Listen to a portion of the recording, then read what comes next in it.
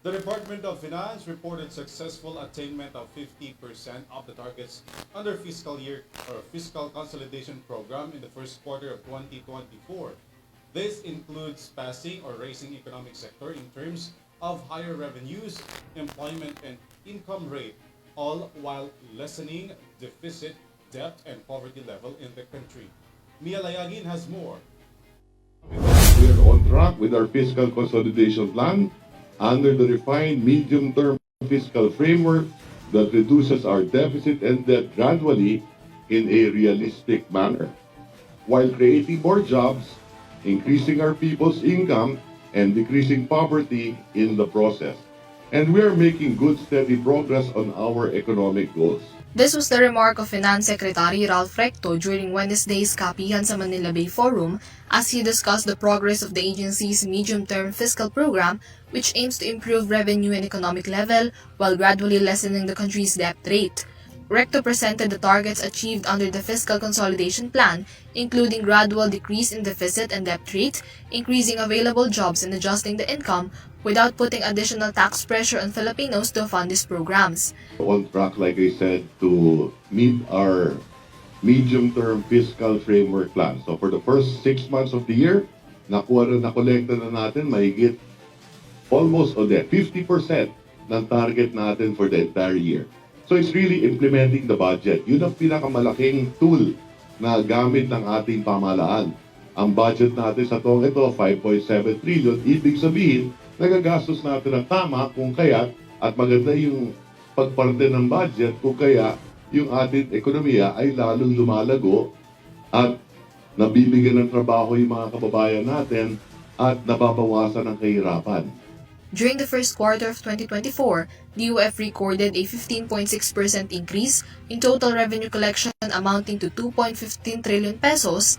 Tax collection rate grew by 10% to a 1.84 trillion pesos value, as well as 63.3% increase in non-tax collection amounting to 314.2 billion pesos. In terms of the gradual decrease in debt, as targeted by the fiscal program, Recto assured that despite the increase in the outstanding debt of the national government, its results will still be in benefit of the country. Majority or 68.3% of our total borrowings are in Philippine pesos. Kaya hindi po kayo dapat mabahala dahil ang utang na ito galing po sa sariling atin.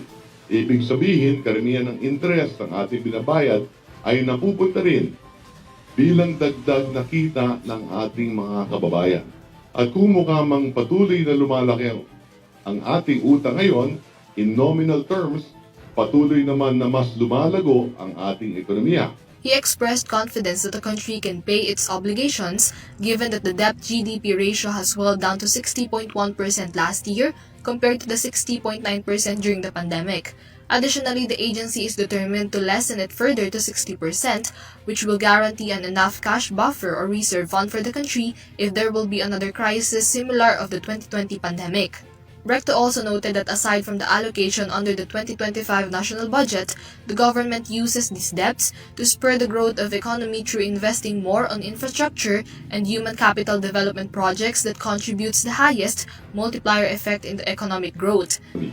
Ginagamit po natin ito sa tamang paraan para mas palaguin ang ating ekonomiya upang lumikha ng mas maraming trabaho, magbigay ng mataas na kita para sa ating mga kababayan at makakolekta ng mas maraming pondo para sa mga programa ng ating pamahalaan.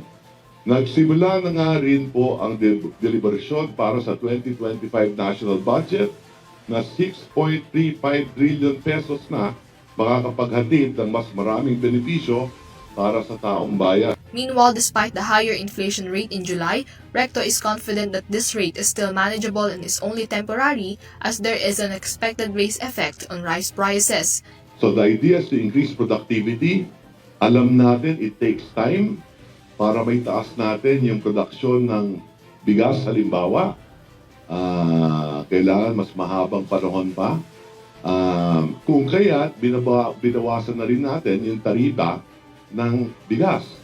Kaya sa mga darating na buwan, inaasahan natin pababa na ang presyo ng bigas. The secretary also pointed out progress in creating more jobs following a decrease in the number of unemployed and underemployed Filipinos, as well as the recorded all-time high gross national income per capita and the elevation of poverty rate in the country. Ibig sabihin nito, makakaasa tayong mas tataas ang kabuuang kita ng bawat Pilipino. At ang pinaka-importante sa lahat, na iangat po natin sa kahirapan ang mahigit 2.5 million Pilipino noong 2023. Kaya bumababa ang ating poverty rate sa 15.5%. Kung maiangat po natin ang 10 milyong Pilipino mula sa kahirapan sa susunod na 4 na taon, maabot natin ang target na pababain ang poverty rate sa 9% by 2028. At gaya ng palagi ko sinasabi, ito ang pinakamahalagang numero na nais nating maabot. In line with this, the agency is set to continue programs and activities with the aim to further attain goals of the Fiscal Consolidation Program, including more investment projects via international loans and partnership agreements like the Dumaguete Airport to be built in partnership of South Korea. This is Mia Layagin for EuroTV News.